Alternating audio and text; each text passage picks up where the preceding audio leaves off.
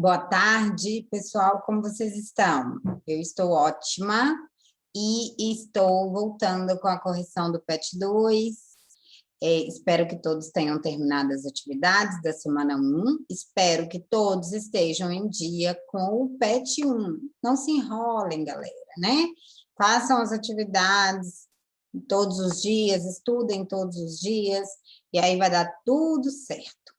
Na semana 1, o tema é conto. E aí, nos contos, nós fazemos análises de alguns aspectos, os elementos da narrativa, que é personagem, enredo, espaço, tempo e narrador.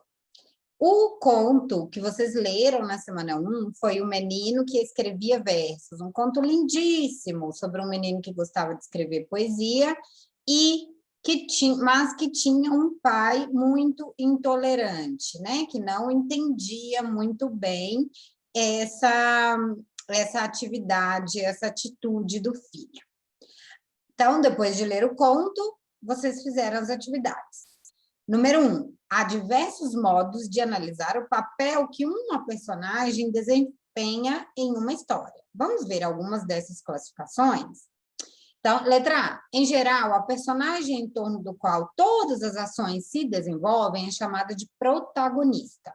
No conto lido, qual a personagem é a responsável pela progressão dos fatos na história? Descreva. Então, a personagem principal é o menino que escrevia versos. Ele ama escrever, é tímido e é sonhador. Letra B. A personagem que se opõe ao protagonista por meio de suas ações é o antagonista.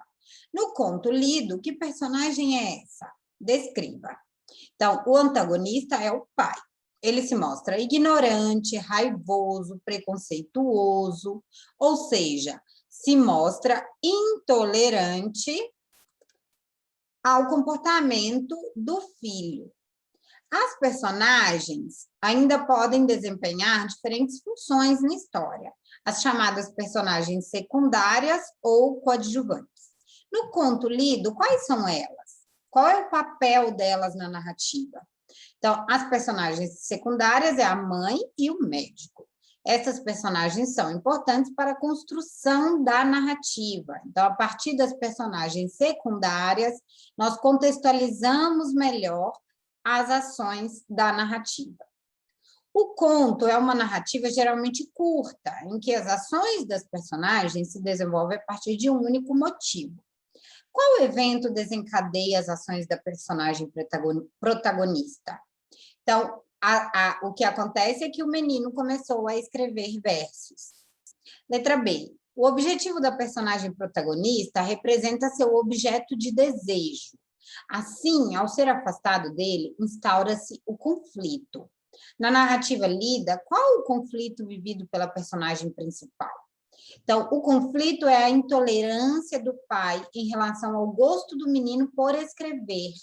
O fato de considerá-lo doente e querer levá-lo ao médico, né? Porque ele começou a escrever. Letra C. O fato de um menino escrever versos incomoda bastante seu pai. Por quê? Então, para o pai, escrever é uma atitude de maricas. O que ele esperava do filho era que o filho passasse seu tempo namorando e não estudando demais. Então, ele acha que o filho dele passa muito tempo escrevendo e lendo. Letra D. Quando o conflito chega a um ponto máximo, o conto atinge seu clímax. A partir daí, não há qualquer outra ação que complique ainda mais a situação. Ou seja, o clímax é o momento onde a situação irá se resolver. Na narrativa lida, quando isso ocorre? Então, o clímax ocorre quando os pais retornam com o filho ao consultório na semana seguinte. O menino admite que não parou de escrever, pois para ele, escrever é o mesmo que viver. Por que o médico sugeriu que o menino fosse internado e em sua própria clínica?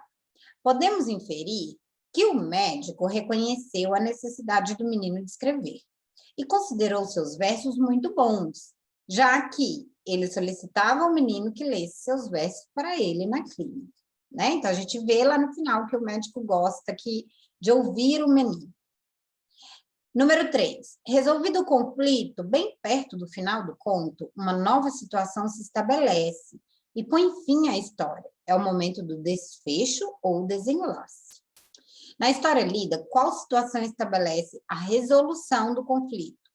Então, o convite do médico para que o menino permanecesse na clínica, inclusive sem precisar pagar o internamento, né?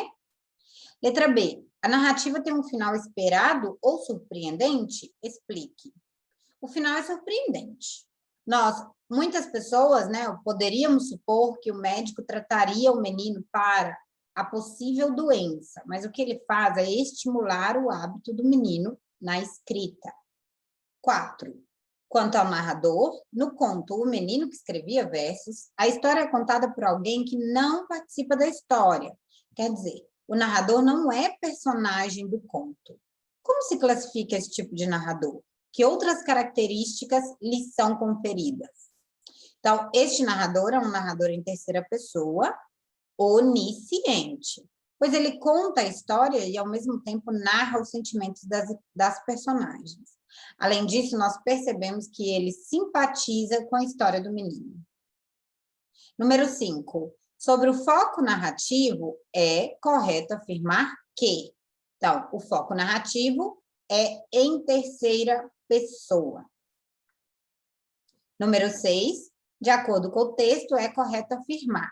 Então, de acordo com o texto, com o conto, nós podemos perceber que o fazer literário não é reconhecido como um trabalho útil, principalmente pelo pai do menino, e normal no contexto histórico e social vivido pelos pais do menino. Esta foi a correção da semana 1 do PET 2. Nos vemos na semana 2. Um beijo para vocês e bons estudos. Ótimo fim de semana. Até mais.